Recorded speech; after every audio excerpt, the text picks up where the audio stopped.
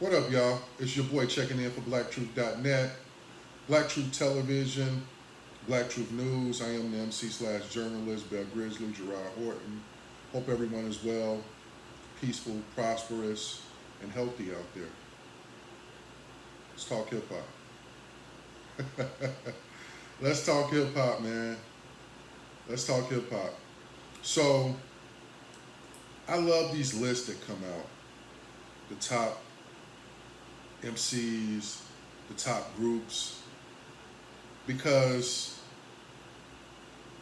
I am a hip hop head, first and foremost. And second of all, a lot of times I talk about these subjects in depth. So the top 25 groups was put out, I think by Billboard or someone. And lo and behold, I have already written an article roughly 5 years ago about my top 25 groups of all time. And I'm going to refer back to that. And what I'm going to do is give you guys my top 25 groups of all time. And I hope we can have a healthy debate about it. I hope you agree with it. But if you disagree, I would want you guys to see my perspective. So I'm just looking, if you see my eyes glancing back and forth, I'm just looking at my article. And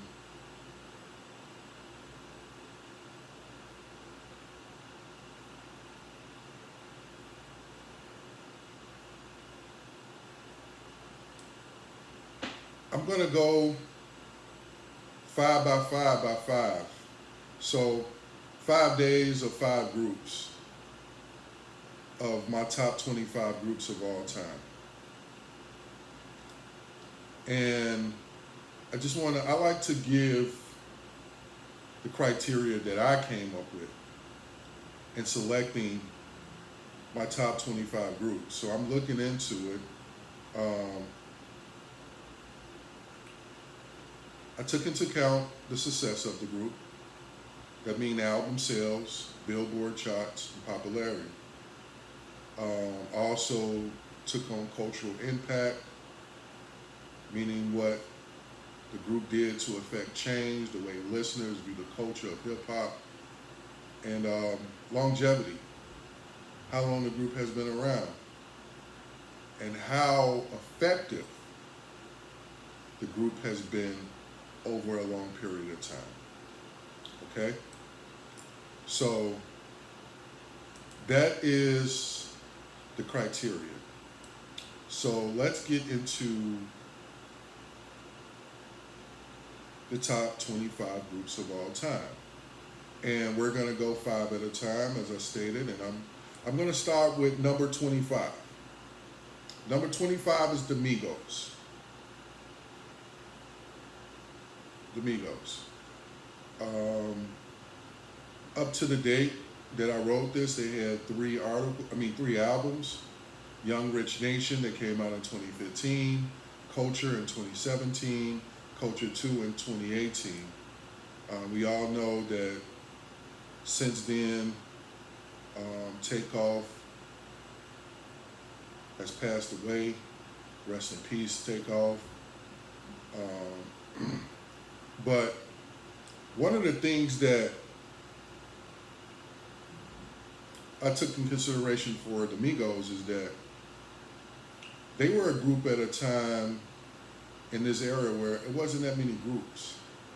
I remember back in the day, there was a lot of groups.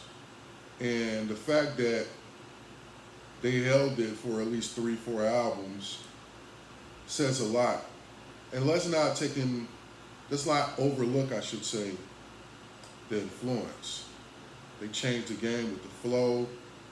A lot of new rappers came out, copied their style, and they had a lot of success as a group.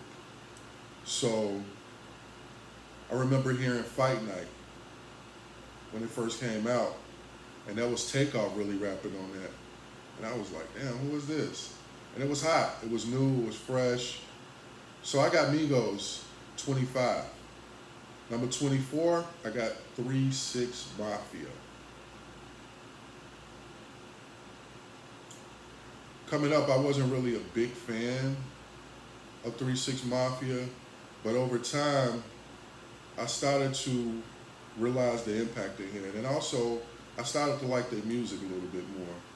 1995, they had Mystic Styles. 1996, they had Chapter 1, The End. 97, Chapter 2, World Domination. 99, Crazy.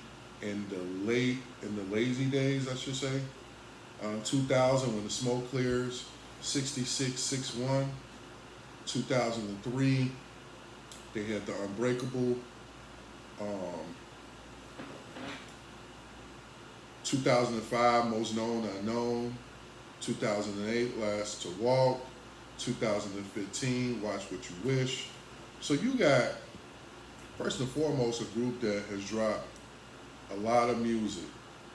And one of the things that I realize is that with these groups is that you don't realize how much, even if you're not a fan of it, you don't really realize how much of an influence they had on the culture and how popular their music is until you somewhere and their music come on and you like, damn, that's my joint right there.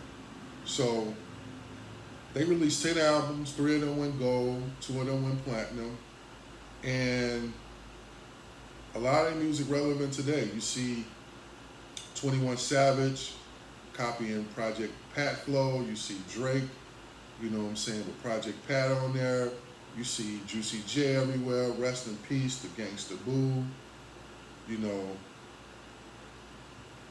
they've been doing their thing for a long time. So 24, we got 3 6 Mafia at 24. 23, I got the Dog Pound.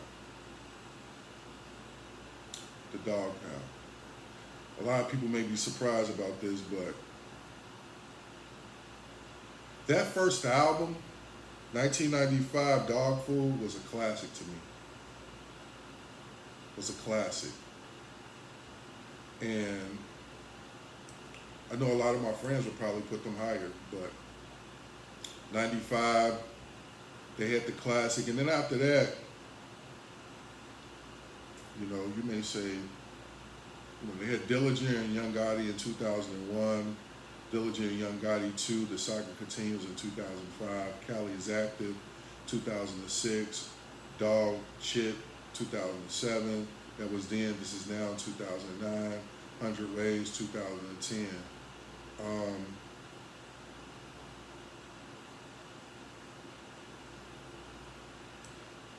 I'm basing that also too off their contribution and influence they had with the Chronic and the Doggy Style. So, rest in peace to Nate Dogg. Seemed like every group on Rest in Peace and so on. But the Dog Pound at 23. 22 is De La Soul. Before, and this is what I wrote. You guys can go to blacktruth.net. Before putting De La Soul in this slide, I was thinking that their reputation was a result of the biased early East Coast media that was favorable towards New York artists and they're muted. I was feeling that De La has been overrated and they are not that dope. It sounds harsh that I'm writing this, but I was thinking that I've never really been a fan of their music. Then I went back and listened to Buddy, Me, Myself, and I, Potholes in My Wine, and realized that I liked their music from the start. They're not one of my favorite groups, but I don't think they got a classic album, but I think that their assessment as being the greatest group is biased from East Coast perspective, but I do think they had a tremendous influence on the culture, and that's why I put them at 22. 3 Feet Higher Rise in 1989, De La Soul is Dead in 91, Balloon, Mind State in 1993, Stakes is High, 96, which was a great album. Art, Official Intelligence, Mosaic Thump 2000, AOI, Bionics 2001, The Grind Date 2004, Plug 1 and Plug 2, Present, First Serve 2012, and then Anonymous Nobody in 2016. What's some titles? Rest in peace to Plug 1, man. 21, the Fugees.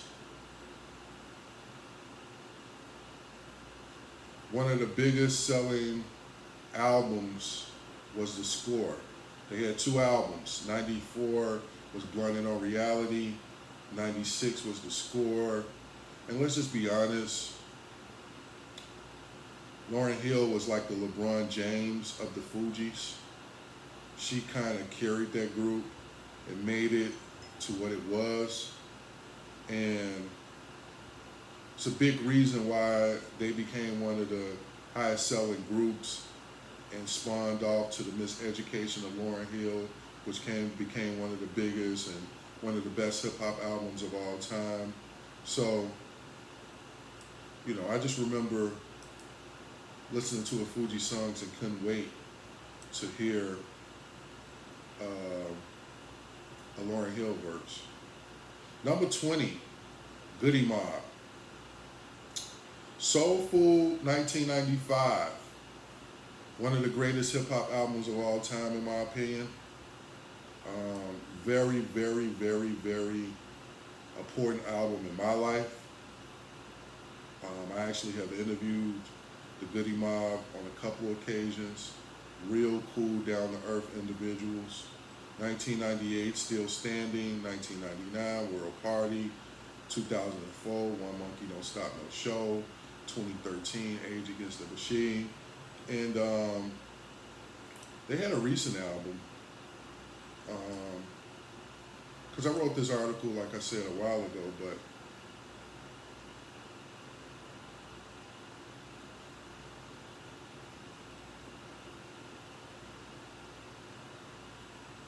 number 20 is Goodie Mob. So that we have is a recap. You guys need to go back. I will recap it briefly. We got number 25 was the Migos. Number 24 was 3 6 Mafia. Number 23 was the Dog Pound. Number 22 was De La Soul. Number 21 was the Fugees, and number 20 was the Goodie Mob. Stay tuned for day 2